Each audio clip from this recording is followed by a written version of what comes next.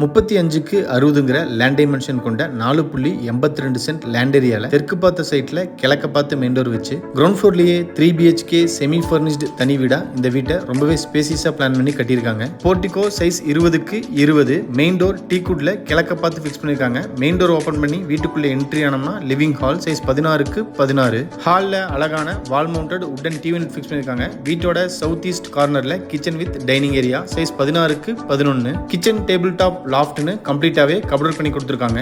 வீட்டோட north west கார்னர்ல first master bedroom size 16க்கு 10.